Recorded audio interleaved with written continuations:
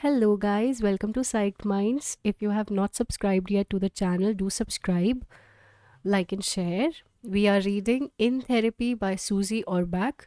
Second case of Amelia and Grace. Session 1, first session, Amelia. So, since this is in a conversational format, so I will just start with Susie, hello, right? And then Amelia, hello, it is Amelia here. And then I will just give a pause in between the two sentences so that it is clear that the other person is speaking. Yeah, when it is not clear, I will take the name, of course. But yeah, okay, let's start. Amelia and Grace, page number 21, first session, Amelia. Amelia is in her early 40s. She came in to talk about recent concerns about her daughter. She is a middle class, a stay at home mother with bits of work. Her husband, Grace's father, is traveling and rarely around. She speaks in a breathy manner and at speed. There is enormous tension in her hands, which she cups from one to the other. Susie. Hello, Amelia. Hello, it is Amelia here. Come on all the way up to the top and I will meet you there. Right, thank you. Come in. Hi, thank you. I'm Susie. Hello, I'm Amelia. Please take a seat on the sofa. Thank you. Right. Lovely smells. Um, right, well, can I take my jacket off? Please do. I can hang it. Amelia. I have been thinking about seeking some help or advice or something for a while because I am having problems with my daughter, Grace. But listening to her other mothers and other parents at the school, it just seems to be sort of normal. But then I kind of think that her behavior isn't normal and I'm worried about her. But then I suddenly realized that I was worried about me. I think, and then, I can't actually cope with her. And I think, well, we have had a massive row and I don't know what to do. Susie. So do you want to tell me about the row or do you want to tell me about the behavior that's disturbing you or your behavior in the situation? This is instrumental to invite Amelia to dissect what she had shared, and it is also simply a bridge to say, I'm listening and please go on. This is Amelia's first experience of therapy, and on a technical level, I want to introduce her to the ways of exploring we do in therapy while respecting, of course, her idiom. It is always difficult disrupting conventional ways of talking. Amelia. Well, we have always been. When she was younger, she was very close to her dad, but in recent years, he's sort of not around as much. And so, and we had become very close, and now I don't know. It's like she woke up one day and was somebody else, and it is kind of impossible. It is impossible to know how to negotiate my way around her, and I can't. I just don't feel close to her anymore, and I just don't know what to do about that. Susie. She woke up one day and she was rejecting. She was surely. She was what? She was surly. She was what? Amelia. Her room started to sort of deteriorate into this kind of bomb site. So you can't see the floor when you walk in the room and you try and do everything to encourage her to tidy that, which ends up in a row every time. And she has also become quite dirty. So instead of washing something or putting in washing machine or in the bin to be wasted, to be washed, she will turn it inside out and put it back on again. And that's just not acceptable. And so so I worry about all of that. And then there is just this astonishing relationship with her phone. There is that it just sort of feels like it is an addiction, and it is worrying me a little lot, because I feel as if it is. She's very, very talented. She's doing a lot of GCSE. She's very clever. She's very popular. She's very liked by her teacher. She has absolutely no direction at all, which drives me insane. And to be so clever and not focus it in any way, I just think this is kind of really wrong. I find that disturbing, which has triggered this is a row over the phone, because I said she couldn't have it in her room after a certain time, and she decided she needed it for her apps, for her homework and stuff. And so And her music, because she listens to pounding music which while she is revising. I mean, I don't know how any child can do that. I don't know how anybody can do that, but she does. And so it is just, I don't feel as if I can get anywhere near her too. Susie, you said something that when you talk to the other parents, the other moms, they are all having this experience. Amelia, to a certain degree, yes, yes, they are. Yup. I think, I think, Grace, it's just, I think it is difficult because she's very bright and very popular. It is not good for her within the social environment in the school. I don't think, I think she's going to start causing problems. Susie, what kind of problems are you worried about? I have registered what you said, that she has become dirty, that her room is a bomb site, and that she lives on her phone, which I think is pretty typical for that age group. Amelia, right, right. Susie, not that that is easy for you to cope with, and it is quite hard to set boundaries, such as we are eating right now. Eating now, you don't use your phone or whatever you work out. But I am not sure I have quite the measure of what you are so worried about. Amelia, laughing. That is a very good question. I am probably worried about, I'm probably really worried about losing her, because we are very very close, and she is very rude now, very offensively rude. The other day she said, I was on my laptop, she said that my hands look veiny, and that really upset me. And then I went to give her a hug, and she pushed me away and said that she didn't like the smell of my perfume. And she asked me to park around the corner so that her friends don't have to see me when she gets dropped off, because she needs to, Susie, appear to be independent and not need you. Amelia, yeah, so that is really bad. And her anger is, there was a crack in the door when she slammed the door on me last night after this row. But going back to your question about, why is it she has started stealing things, and I don't know if that is normal. Is that normal? Susie, what kind of things is she taking? Amelia, things of mine like earrings. She will go into my underwear drawer. She has taken like a little silk slip I had. I mean, what for? So I don't know that kind of behavior, and I don't understand it. Do you? Susie. So on the one hand, she's saying, "Go away, mom. I don't want to be anything like you, and I need to be on my own person, and you are so embarrassing. Don't stop me near school." And at the same time, she's trying to grow up and be her own person by taking your pretty underwear. It sounds like a confusion, so very common at this age. How can I be a young woman when I have got such a very powerful mom? Because to daughters, all moms are very powerful. Amelia. Oh, Susie. And then how do I get her out of my life when I can't cross the road and I need her? While in fact, I need the things that make her a woman. I don't want to sound superficial, but just the way you have put it to me sounds like she is in a struggle to differentiate herself from you while still needing to have her hand held. Amelia. Right. I'm struck by how long and wordy my intervention is here. I'm aware that Amelia has been thrown by her daughter's turn from one day to the next, from darling girls to incomprehensible teenager, a category that has intensified over the last 30 years. There are many social and economic reasons for this, and the advent of social media has muddled the issue of belonging, of growing up in different ways. Grace's teenage years have coincided with her absent father and Amelia's partner fading from family life. It's something I would like to inquire about more in time. How does a family member's reduced presence affect the daughter and the mother? Susie, she's kicking against you and yet still needing you. Amelia, pause. It is really hard. I didn't want to bring her up in the way that I was brought up, so I wanted us to have a friendship, and it has always been like that. We have gone shopping together. She will make me listen to her latest music albums that she loves, and we have been to a rock concert together. We have done all this great stuff together, and now suddenly she doesn't want to at all. Susie, she doesn't want you as a playmate anymore. Amelia, right, yeah. Susie, that's what you are saying? Amelia, no, she doesn't. Susie, She's sticking her hands up and going back off, or let me go forward without you in some way. Amelia. Yeah.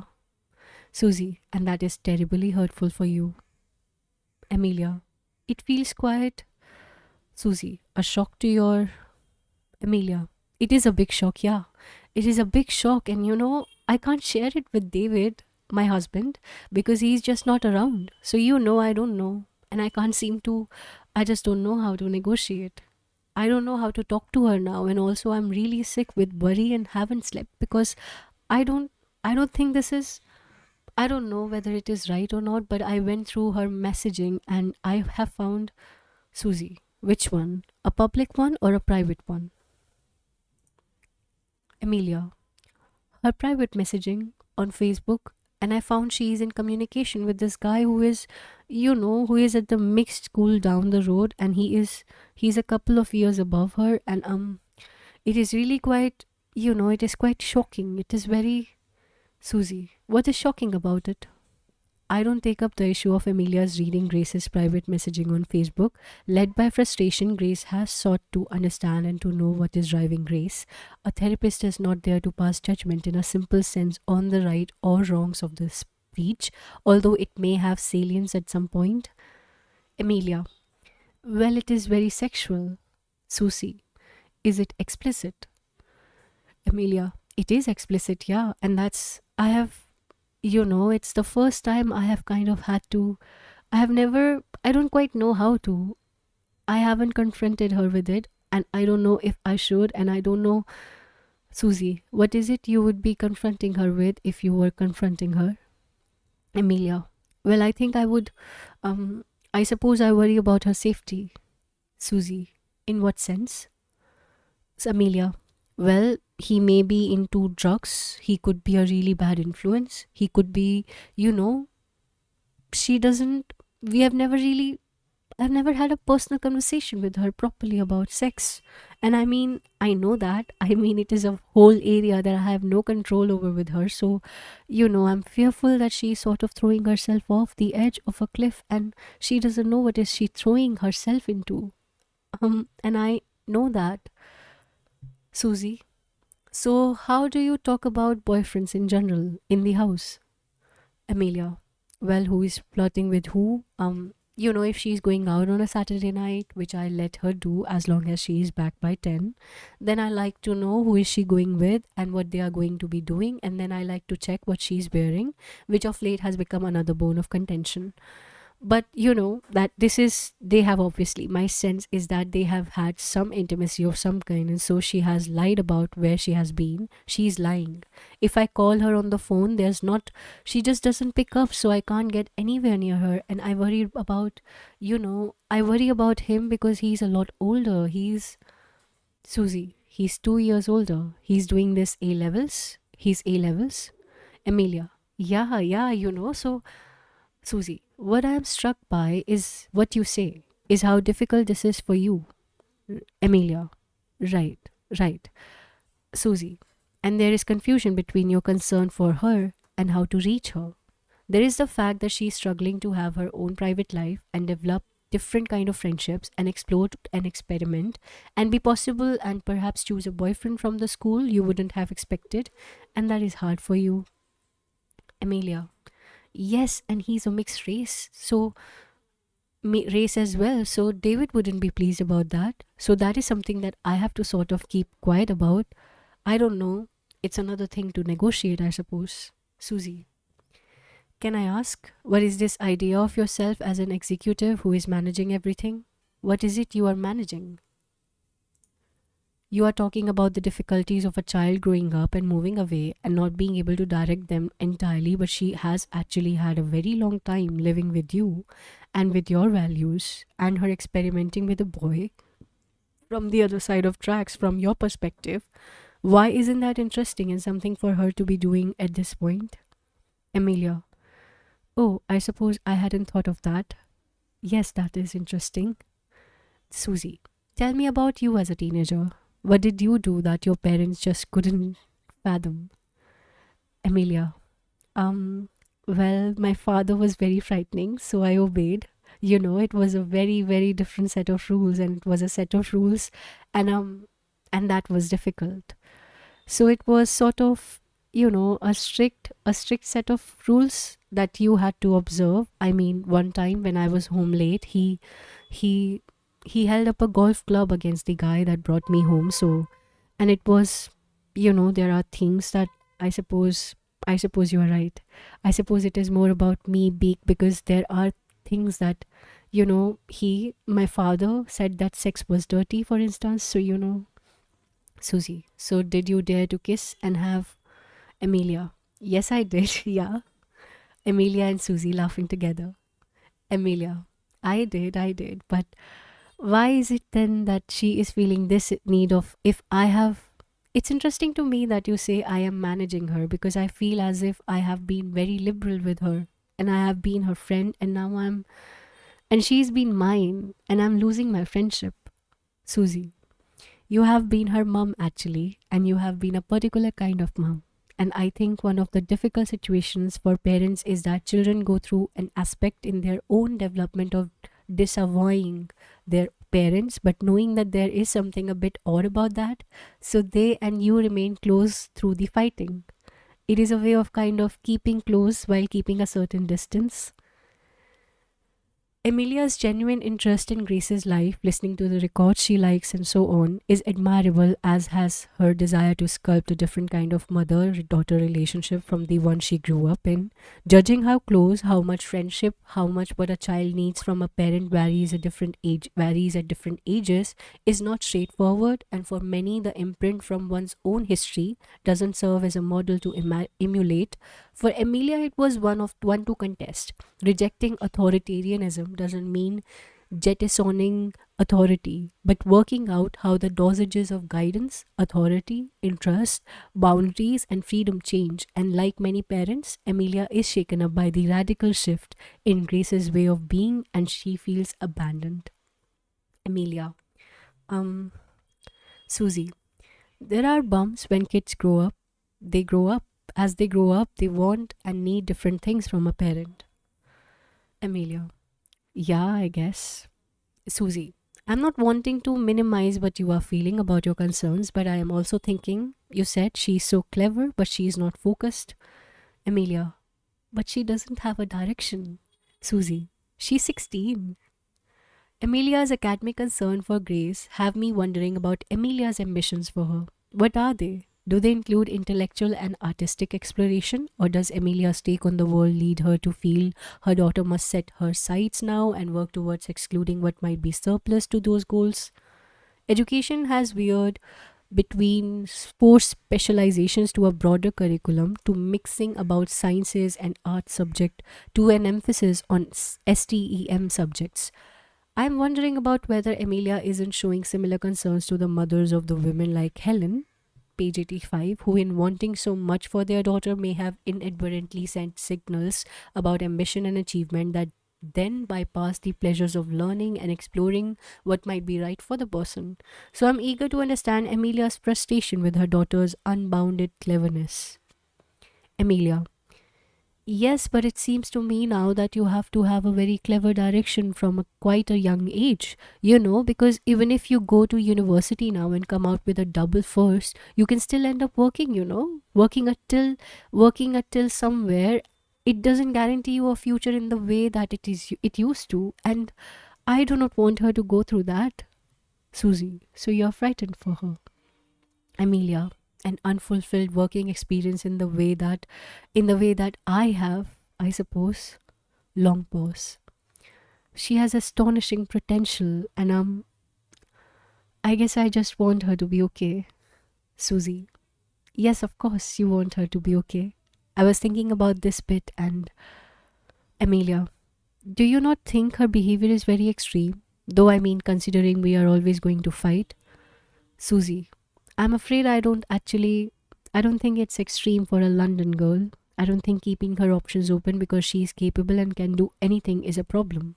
I think it's a plus. I can see what you are saying about kids who have got ambition and want to go down this line, but there is also something about living and exploring, learning. I think the fact that she is being dismissive is incredibly hurtful, but it is perhaps something about her own identity that she is exploring. She has been such a great companion, and you have been so close. I'm not sure if it is the mixed race young man, if it is the dirty room with the dirty clothes, the explicit texts, or messaging, but that is something that is happening for this generation. They are finding a different world, they live in a different world. It is a hell of a challenge for parents, and the forms of safety that you wanted to give her have to be rethought in a way. The question is perhaps, how do you have the conversation as opposed to how do you put your fear in there, which then I imagine frightens her or closes her down, which makes her think you just don't understand, and so she bangs the door. Amelia, but do you not think it's true that if you do have a moral liberal relationship with your child, that it therefore, you think in your head that that is going to create an environment that, or a safer environment for them, or one where they feel they can come and talk to you about anything? That's what I thought. Susie, I think that is absolutely the case, but that doesn't also mean they don't need privacy. Amelia, right, well, I mean, I don't know what to do. Susie, does she know you're worried about her? Amelia, yeah, I would have thought so, and I think she is in a hell of a state as well. Susie, okay, does it make sense to you that I meet her? Amelia, oh god, right, okay. I don't know how I would get her in here, but yeah. I'm picking up a lot of anxiety from Amelia, and although I'm not particularly alarmed by what she is reporting, the relationship is saturated with tension and an inability to hear each other. Hence, my suggestion that I meet Grace. Susie, I'm not sure. I can't evaluate whether your worries are about being a mum in 2017 and the terrible experience of rupture that is occurring right now, or whether there is something much more serious going on that you have picked up. Maybe I can get a sense of what that is myself. Amelia. Oh, yes, yes. I think that would be, I mean, from my point of view, that would be marvelous. Susie. So why don't we do that? But in the meantime, I think it might be worth your thinking about the moments of struggle for your own privacy when you were her age, which of course weren't expressed through living on an iPhone. Amelia. No, that's true. Susie, and weren't expressed by being rude to parents. And I also think you are very isolated with this, as you have said, and it would be important to find a way. I don't think we can do it just today, but to be able to talk with your husband about this. You know, he's not your dad. He's not going to hit the roof if you say this is what's going on. Amelia, no, he's not. But he's just not going to be interested because his focus is elsewhere. Susie, okay, well, I'm sorry, but we are going to stop for now. Amelia, okay. And I will see your daughter and we will take it from there. Okay? Thank you very much, Susie. Thank you. All right. Okay. Thanks. Second session, Grace. Grace walks in, urchin like, with a short haircut, blue jeans, grey Converse, high tops, an open face, and a sassy feel to her. Amelia. Hello, Susie. This is Amelia. I'm just dropping Grace off. Susie. Okay, come on up, Grace. All the way up to the top. Amelia. There you go, darling. Push the door harder. That's it. Grace. You're going to come back here? Amelia. Yeah, I'll meet you later. Grace. Okay, bye. Wait here. Susie. Grace. Hi. I'm Susie. Grace. Hi, Susie. Come on in. Grace. Thanks. Susie. Please take a seat on the sofa. Grace. Okay. I don't know what to do here, really. Sorry. Susie. Well, what did mom say to you? Grace. She said that she went and she did some therapy with you and she said it was helpful and she thought that I could gain something from it as well. We kind of had a fight about it, but I've come. I'm a little bit, I don't know, it's weird coming here and doing it because I don't know. I just kind of always thought just crazy people go to therapy. Susie. Uh-huh. Grace. And I'm not crazy, but I came so I obviously wanted some sort of help, so I'm here. Susie. So what beyond having the fight about it, what did you think might be helpful to you? Grace. Well, that's kind of like a difficult question, really, because I almost think that this is more helpful to my mum. And I feel like if she does this, then she'll get off my back a lot more. I think that she is super unhappy about a lot of things, and that kind of like upset, puts pressure on me. I feel like she's trying to force this relationship with me, by just being like really overbearing. She's always kind of in my face, and she wants me to do this, and she wants me to do the washing up, and she wants me to do the laundry, and she kind of says all these things thinking, oh, this is a connection with my body, with my daughter. Oh, if I stop her from going out in the weekdays or on the weekends, if she comes home at 6 on the weekdays, then she's forced to spend some time with me. But actually, it just stops me from enjoying spending my time with her because I'm kind of forced to do it. Like she is trying to force a friendship with me. Um, and it is, I don't know, it is not like I don't want to be friends with my mom, but just the way that she is going about it, I think it is a little bit kind of desperate, and I it puts a lot of pressure on me. I think that's because that has been a way to, so I don't know, however long now, really. I think she's trying to fill a void with me, thinking that she is looking after me and thinking that she's trying to make me not notice that dad is not around. But ultimately, I just kind of notice that she is the one that is really suffering from dad not being here. I think, I don't know if that makes sense, but Susie, it does make sense, make some sense. How is it for you with your dad not being around, Grace? Well, it's hard in a lot of ways. Like I used to be really close to my dad, and now obviously that is not the case anymore. And he used to, well, you know how parents play good cop and bad cop, and it felt like he was a good cop and mom was bad cop. And now that he's gone, I'm just left with bad cop. So that's Susie. When you say he's gone, does that mean he doesn't come home? Grace, it feels like he's never home. Susie, but what is the reality for you? When do you see him? Grace, so I'll see him come in and out, but I won't see him in terms of spending time with me. So we are really disconnected now. He's away on weekends, he's busy working during the week, and he won't get home until really late. And I have to be in bed by 10:30. So I don't get to see him. And when I do, it's just, hey honey, got to go, love you, bye. Which doesn't really feel like love, I guess. Susie, how long has that been going on? Grace, quite a few months now. I think it is like 7 or 8 months in a year. That is quite important because I've got my GCSEs now, and I'm studying quite a lot. So it's like it feels like he sort of abandoned me and abandoned mom and disappeared from us at quite a crucial time. Like he doesn't want to put up with the pressure of being my dad at such an important time, I guess. I'm interested in Grace's understanding of her dad. He doesn't want to put up with the pressure of being a dad at such an important time for her. As we shall see, she's pondering his absence for her and its meaning for her mum. She's showing a great deal of thoughtfulness, and I feel drawn to her. Grace. Like it makes me sad because I feel it affects mum more than it affects me. Susie. Because it puts her on you, and or because Grace. Yeah, I think it puts her on me, thinking that she's being there for me, but I think she's trying to be there for herself. Like, I wouldn't even be surprised if dad was having an affair or something, and I don't know. I don't know if he's or whatever, but that is the kind of thing that my friend tells me. Oh, it's typical. He's probably sleeping with his secretary, and things like that. I don't know if mom even feels that way. She's just forcing a relationship with me. Susie. So before he disappeared or abandoned you in this way, how were things with you and your mum? I know you said she was the bad cop, but how did you get on even inside of that? Were you pretty close or not? Grace. No, we were never close. Susie. Uh huh. The starkness of Grace's response both surprises me and doesn't. In therapy, one is always listening to the individual story and then taking a beat to reflect on it. Is this accurate? Is anything missing? What does it mean when someone heartbroken say they hate their exes?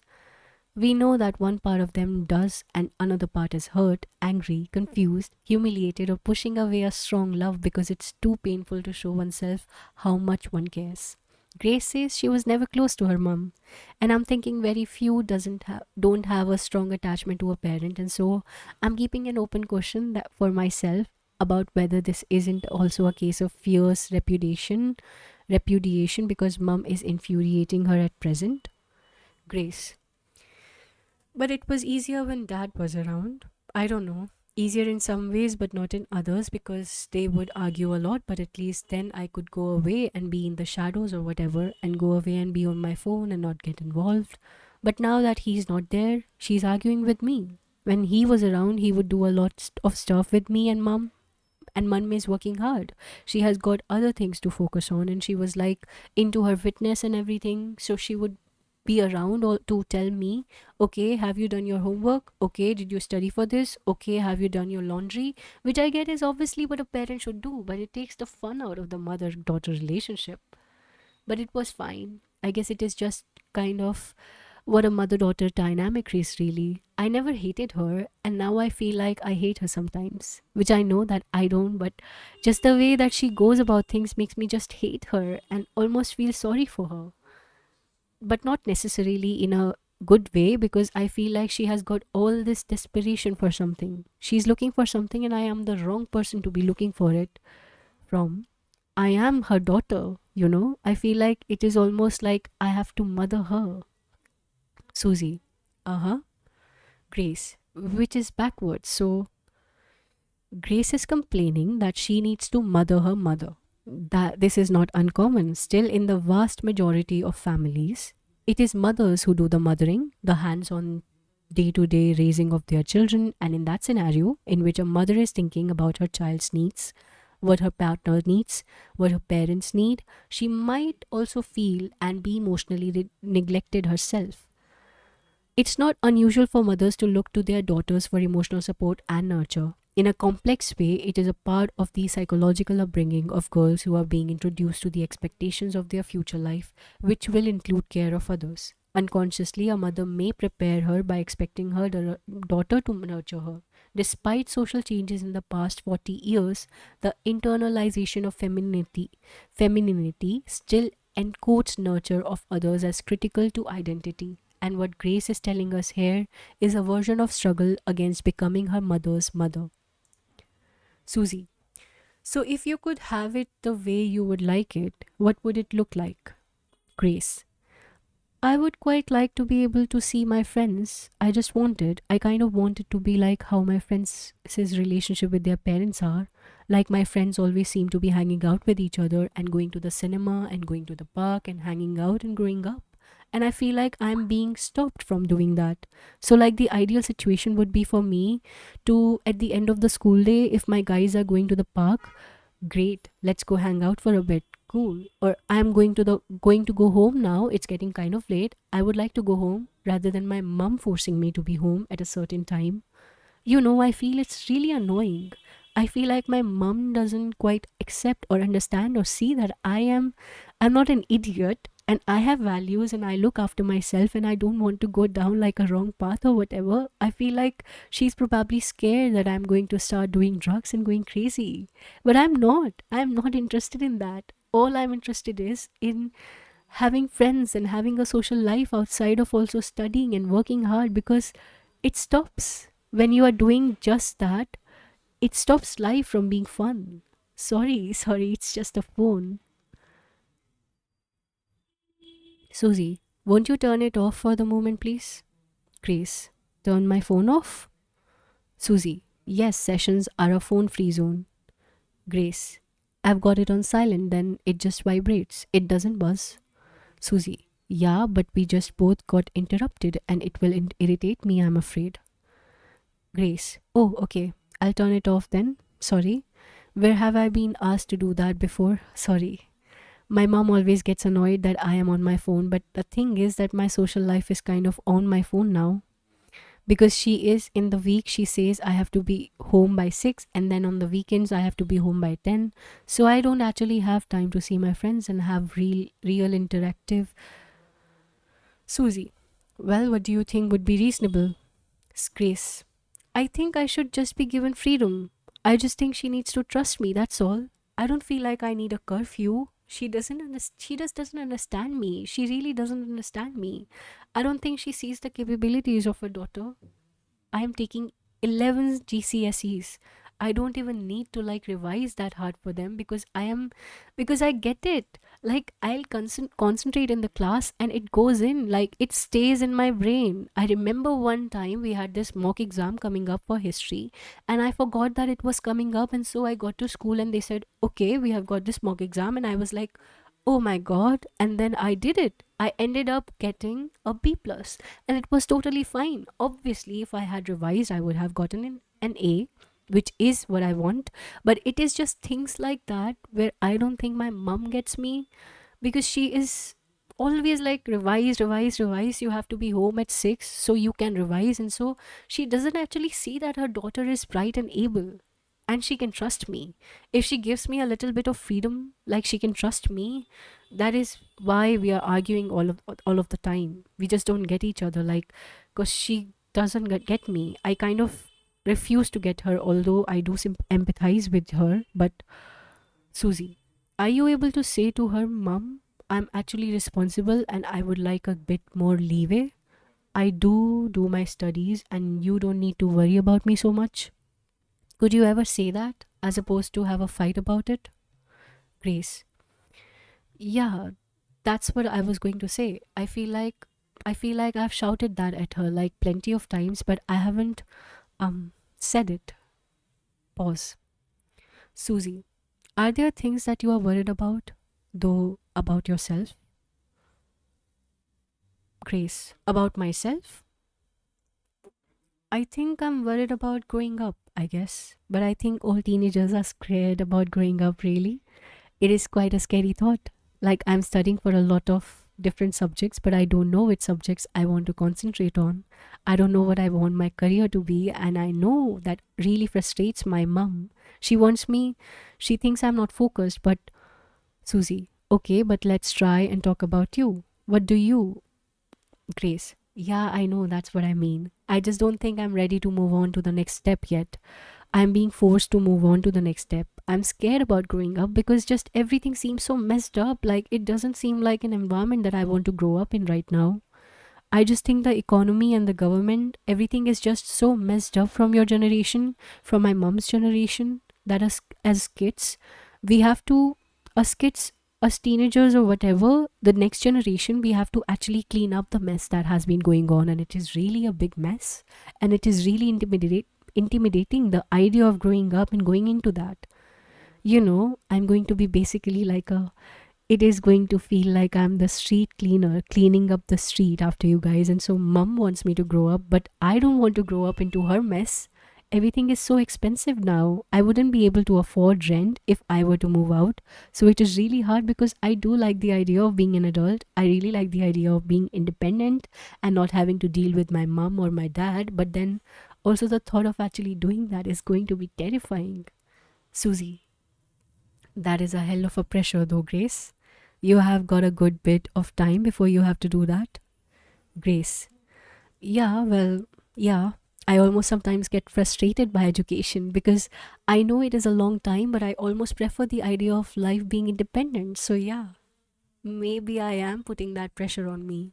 But don't all teenagers at this time when you are doing your GCSEs get scared and feel all of the pressure at the time of what is going to happen? I think that is why so many kids stay in education and do college and then university and stuff, because they are not ready to be in the big world. Susie, yes, I think that's true. But I don't think you go from one state to the next overnight. That is why there is this long apprenticeship to being a grown up. Grace, yeah, that's true. Yeah, yeah. Susie, and of course, the passion you feel about having to clear up for your mom's generation is really understandable. You have to remake the world and repair it from how you found it, and you wish it weren't as it is. Grace, yeah. Susie, but I'm not sure that is quite what is on your doorstep. I think what's on your doorstep is the possibility of you finding your way into making your own contribution and finding what interests you. Otherwise, it can be a bit overwhelming. Grace, yeah, I think that could be right. Long pause.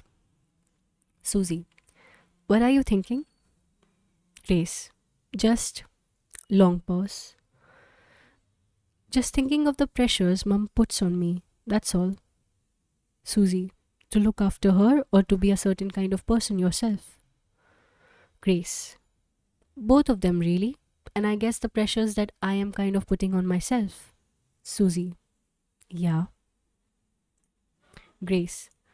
Like I made the choice to study 11 different GCSEs, which is quite a lot, and I did that because I would like options because I don't know what I want to do.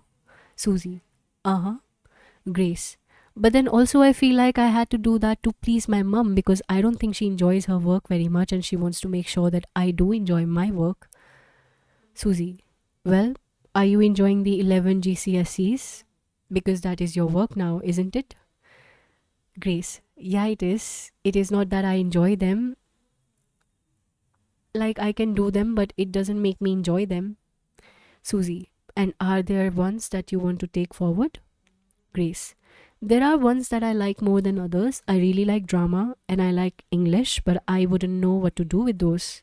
I don't think that those are areas that my parents would really like me to go into if I were like to pursue a career in drama or writing. So I have to keep my options open so that my mom thinks that I am going to maybe pursue something else and have a real job.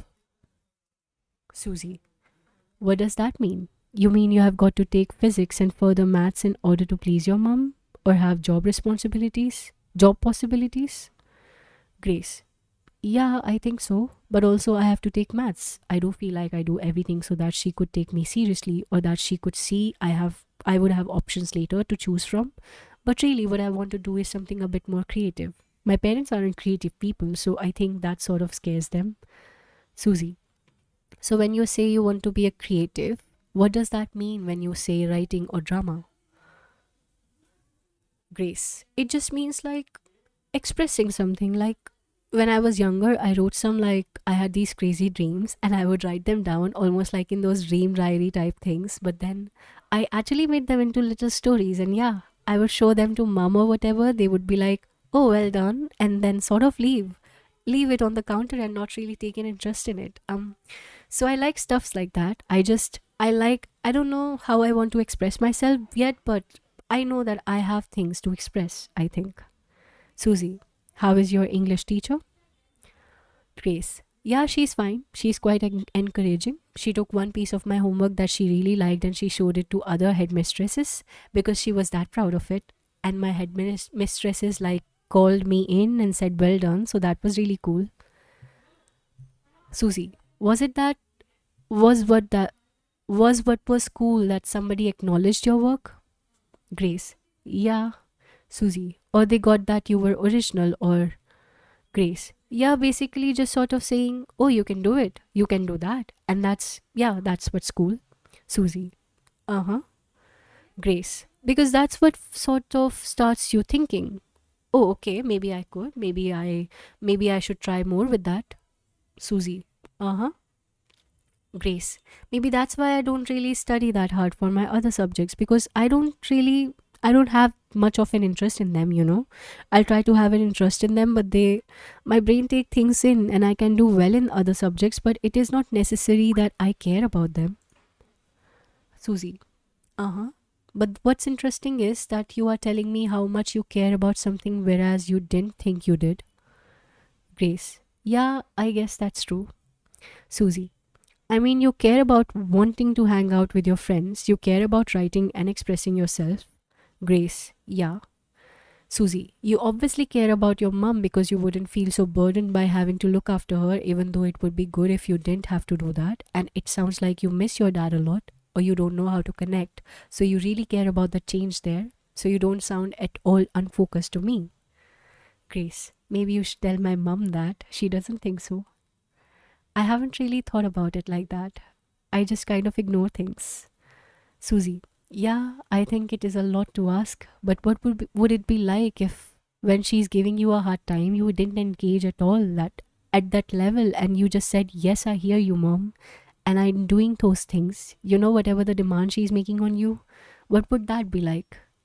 Grace, I think it would be really hard, but it would almost be like not entertaining her arguments, so maybe she would maybe calm down as well and we could have a talk about it instead. Yeah, I guess that would be helpful, but it is just really hard.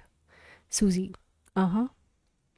It's a pleasure to see the way Grace's mind works and the flexibility she has to think her way around the class she is in. Grace. When someone comes in at you like with all these sorts of accusations that you are not working hard enough, you are not focused, all you want to do is defend yourself and tell her to shut up. Susie. Well, as I suppose she feels worried and concerned for you, and you get her anxiety about you. So that stops you saying, actually, mom, I'm quite scared about growing up, but there are things that really interest me. And you then lose out on having the conversation, don't you? Grace. Yeah. Susie.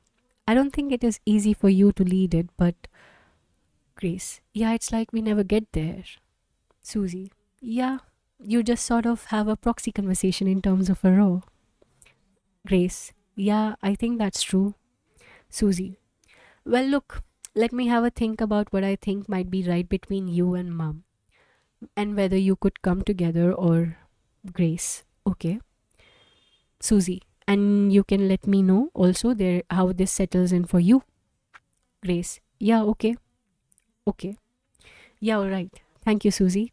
Can I turn my phone back on now? Of course. As we end the session, I'm holding several strands. There is Amelia's concern about her daughter. There is Grace's wanting to push her mother off and repudiate her. There is Dad's absence, Grace's concern about having to remake our environment and how she's ever going to grow up. There is also the issue of loss of developing sexuality, of class and race issues, and the fact that both Amelia and Grace are closing the door on each other while needing to negotiate their relationship renegotiate their relationship. In the next session, the three of us meet together.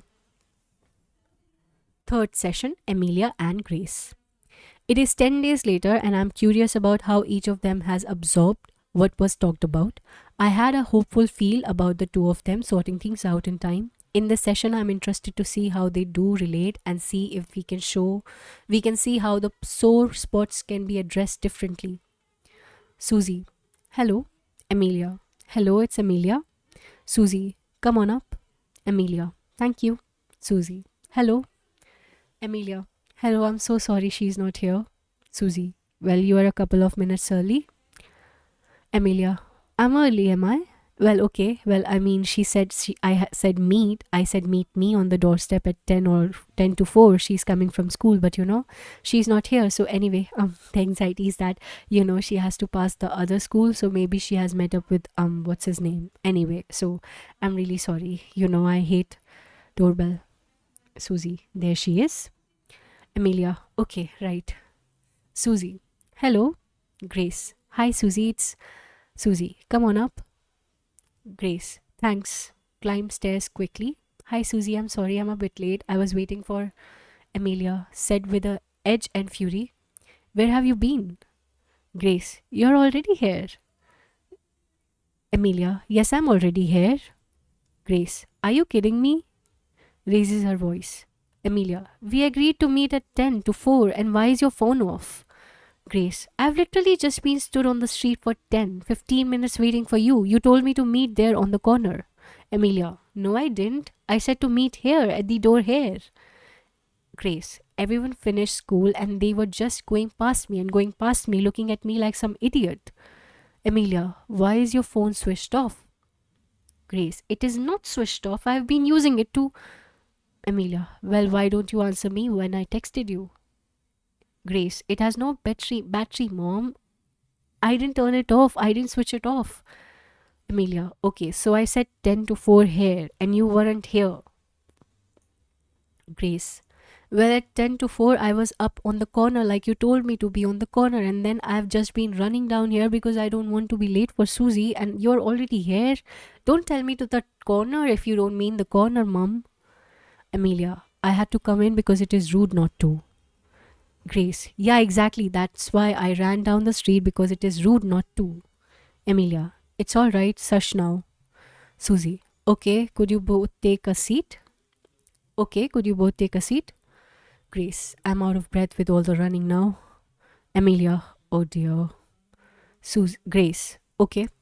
Susie, maybe it's useful that you have had the kind of fight that you have both told me about, but you have had it here and you have got two different stories. Grace, it's not me this time. Emilia, who is it? Your boyfriend? Grace, I don't have a boyfriend. I don't know what you mean. Emilia, don't you? Grace, I know you went through my Facebook, mom, and Javon is not my boyfriend, okay? Now, are you going to trust me or not? Emilia, why would I trust you? Why would I trust you, having read that?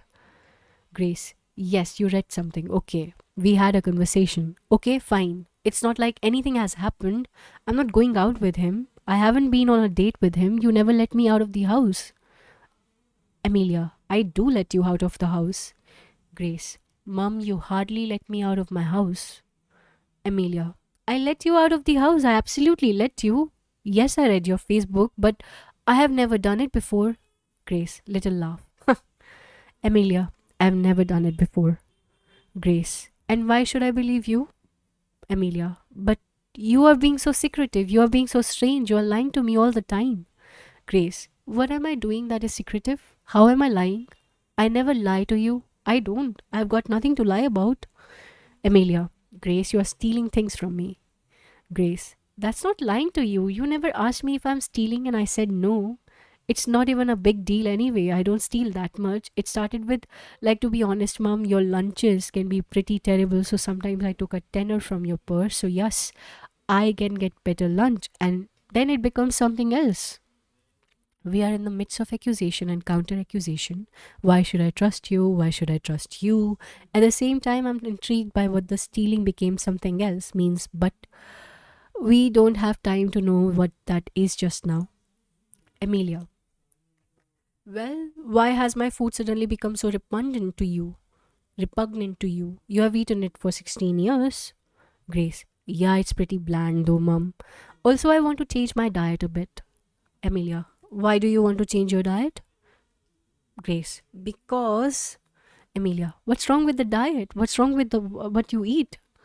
Grace. Because I don't want to eat animals. Emilia. Oh my god. Sighing, exasperated. Grace. See that? She doesn't take me seriously. That is why I haven't told you. I don't. Emilia. Is this something else Javon has kind of, Oh my god. It's got nothing to do with him. Do you Facebook about not eating cows? No, we don't Facebook about not eating cows. You are just being ridiculous. You need. You have.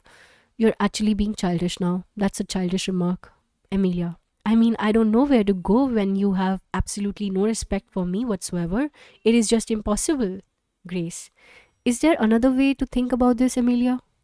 When we talked, it seemed to me that Grace is trying to express herself. She is trying to grow up a little bit. Emilia. Yeah. Susie. I think here it will be Susie. Susie. Is there another way of thinking about this, Emilia? When we talked about, it seemed to me that Grace is trying to express herself. She's trying to grow up a little bit. Emilia. Yeah. Susie. And part of growing up, Grace is saying to mum, I want to change what I eat or I would like a bit of privacy. For you, Emilia, that might feel like a rejection rather than you considering that Grace is developing her own ideas and her own opinions and her own direction. I believe she is testing things out and needs you to respond in a way that she says, oh, that's interesting. Emilia. Yes. Susie. I'm not sure it is as rejecting as you think. Emilia. Well, I suppose I could get my head around the idea that, that you are needing to try new things, but the attitude and the velocity of the force that goes behind it, it is just, and the fury is just now not what I need. Feel has been the way we have conducted our relationship in the past, and it makes it impossible for me to. Some of the times, it makes it impossible for me to even hear what you are saying because of the foulness with what you are saying it. You know, Grace. I don't think that's totally fair because I think that you speak to me similarly. Pause. Susie. You both see the other as so incredibly powerful that you have got to either impose or push away one another with incredible force. Just as in the argument, what I heard or saw was a hurt that neither of you is being hurt by the other. You would like to protect your daughter and help her on her own way, But Grace would also like you to hear that she is responsible young woman you could trust. Amelia. Yes, but I haven't. Susie. And Grace is saying that she is doing some things now, some different things now, that you are about being 16 or anticipating going forward. There is something quite shared in your experiences that you think she is very powerful girl and she thinks you are a very powerful mother. And of course, you are both having an enormous impact on each other. There is something that is not being shared that could be shared. Grace is saying, I'm trying to do things a bit differently, and you, Amelia, are not seeing that. You don't want the aggression, I get that, but if you were able to give a bit more space, Amelia. Yeah, it's hard to do that though because it is difficult to trust you. It is because you are being so secretive and dishonest. And if we could sit down at a table and be a bit more open with each other in a kinder way, maybe. I mean, I I hear what you are saying, Susie. I do. Susie, your feeling, Amelia, is that Grace is rejecting you. She's being dishonest, she's being secretive. Is there another way for you to see that she's trying to develop a little bit and she's trying to separate a bit? And she hasn't known how to tell you that she has gone or considering being a vegan or a vegetarian? Amelia, you mean she doesn't? Looks quizzically.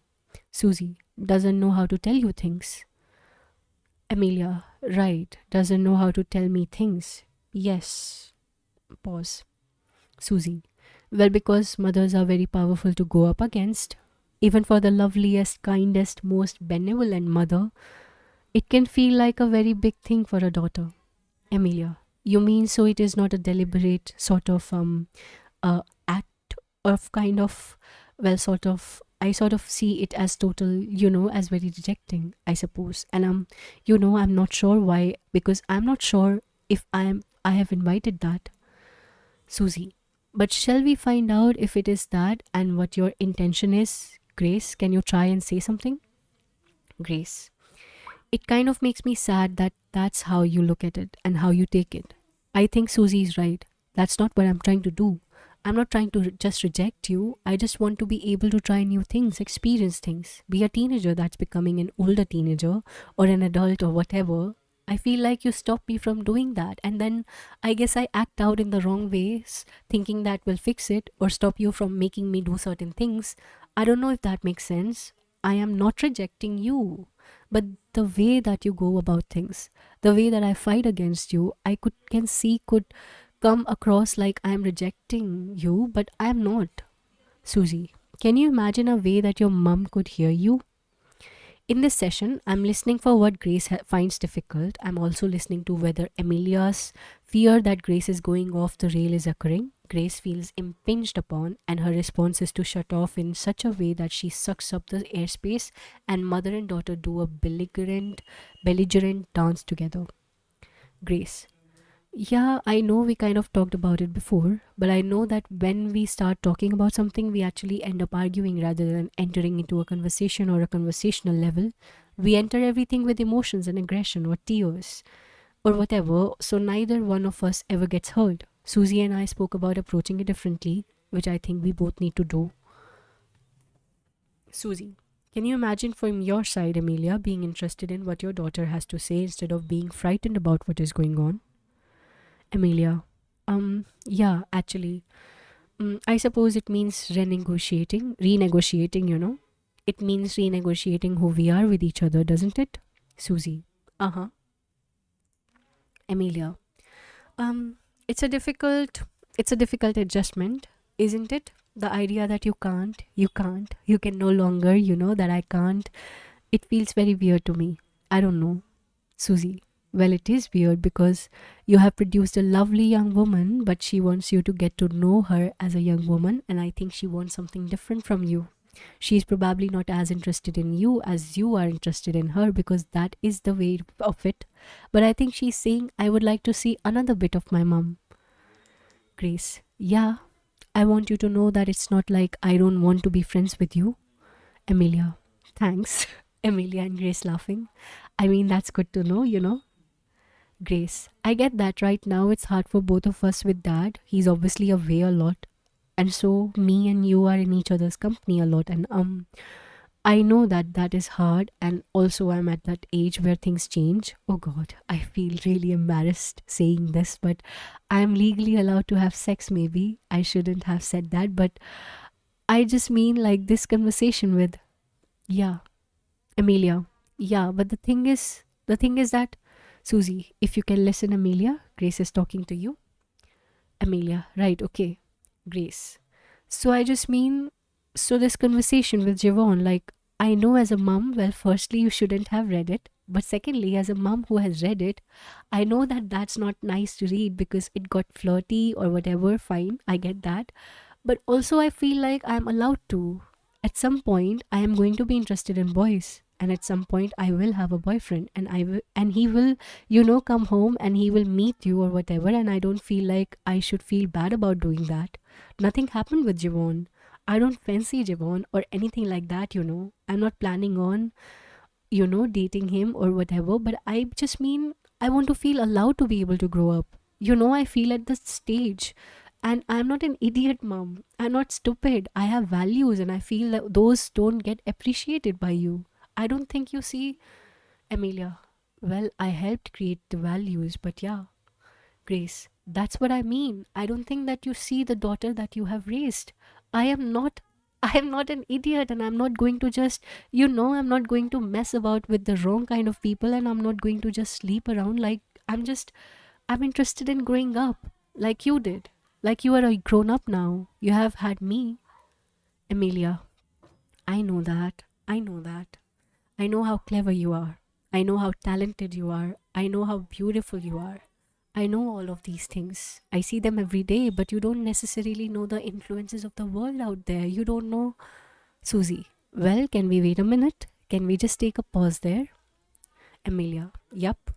Susie, because I think your daughter was asking you to hear something. Amelia, um, um, Susie, and you have lots of wisdom to impart, but it's in how you deliver it that is going to be either useful or not heard, and thus going to produce this missing or connecting each other. Amelia, but how do because the thing is, I understand what you are saying, I do, but you are still living in a shared home with which is a family house. Susie, but that's a different sort of story, isn't it? Amelia, well, not really in that. Susie, you have every right to expect your daughter to be polite and keep her room to a certain standard. It probably won't be your standard, but it. Grace, does that mean that you think while I'm living at home, I'm not allowed to have a boyfriend? Amelia, no, it doesn't mean that. But I feel as if you haven't. I feel as if you haven't stopped respecting your environment and me in the environment, in the shared environment. Grace, like how? Amelia, well, if we go through this on a daily basis, that Grace, you mean because my room has been untidy for the last 2 weeks, you mean like that? Amelia, well, filthy, but that's not quite what I'm saying. I'm saying that if I can, I understand. I do understand what you are saying, Susie. I do understand that there are freedoms that you need, and I'm beginning to see that. But I'm also saying to you that you are still living at home and you are actually not, Grace, free. No, Amelia, no, you're not, and not you are not quite an adult yet. Amelia's tone is parental and controlled and also caring. She has softened her attack. Grace, but that's not even what I'm saying. I know I'm not an adult. I know that I don't pay rent. I know that I don't have a job. But at the moment, all I'm trying to say is it feels like you are not letting me go to the next stage. Pause. Amelia. Uh huh. Okay. Maybe that's. Maybe you're right. Pause. It is just so. It's so horrible and difficult when your child starts teaching you things. All laughs. It is very strange. Susie. Yeah, it is very strange. But it is a different basis for respect both ways. And what a wonderful thing to get from your child. Amelia. Hmm. Susie. And for your mum to recognize that. Grace. Yeah, makes me really happy now we have had this chat. Amelia. Do I need to listen to you more? Is that what I need to do? Grace. Um, I think we both need to listen to each other more, but I think that right now I think that my social life is like really restricted, and I think I need to be off the leash a little bit more, because my friends get you to, hang out with each other after school quite a lot, and I don't really get to do that. And I would like to be able to do that. Susie, well, look, can we come back again when we have both thought about where you could both give in this specific arena? Grace, yeah, write a list, check it twice, okay? Amelia, that color of nails don't go with your uniform that well. Grace, I get enough of that from my teachers. Are you kidding? It's your nail polish. Laughing. Susie, okay, I'm sending you away. Grace, okay. Amelia, thank you. Susie, alright. Emilia and Grace's struggles are not uncommon. Emilia has labored emotionally and physically to bring up Grace. She has nurtured her, introduced her to the world, to what it means to be a girl and fit in with the mores of her social, ethnic, and class position. In the way that she has been with Grace and with Grace's father, she has given Grace an emotional repertoire about how relationships go along, and Grace will have absorbed how horizontal relationships between parents work or don't, how this mother and father relate to her, and so on. Grace's struggle to be her own person with the right to express her own mind exquisitely show the teetering between boldness and uncertainty that besets adolescence.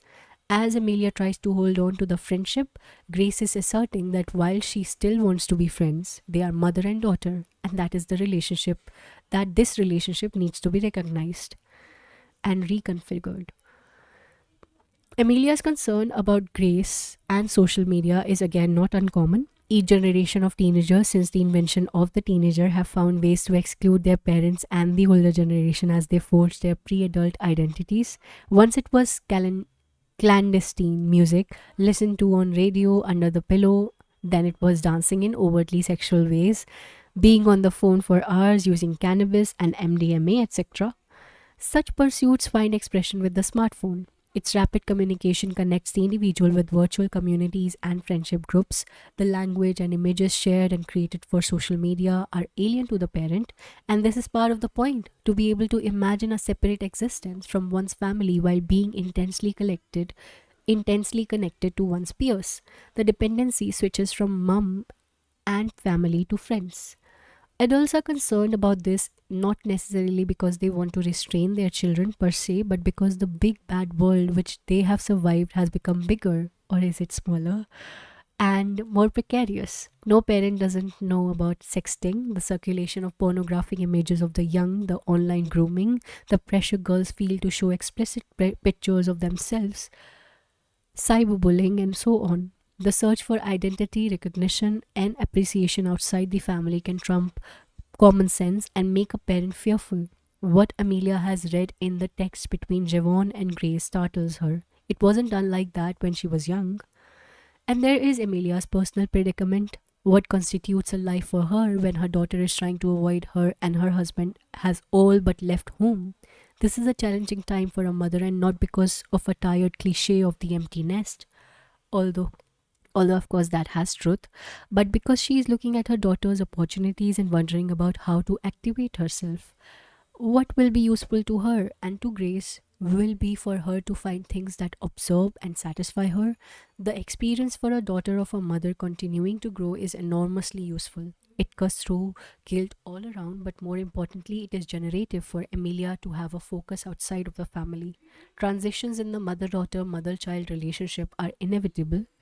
As the child grows up, she or he needs very different things, and although a teenager's behavior can feel like a repudiation, there is always a significant attachment and a desire for parental appreciation. It's the job of a parent to manage the rejection they feel inside of themselves without believing that it is a permanent state of affairs. Interesting. That brings us to the end of the case. A very brief intro and resolution as well, kind of. But yeah,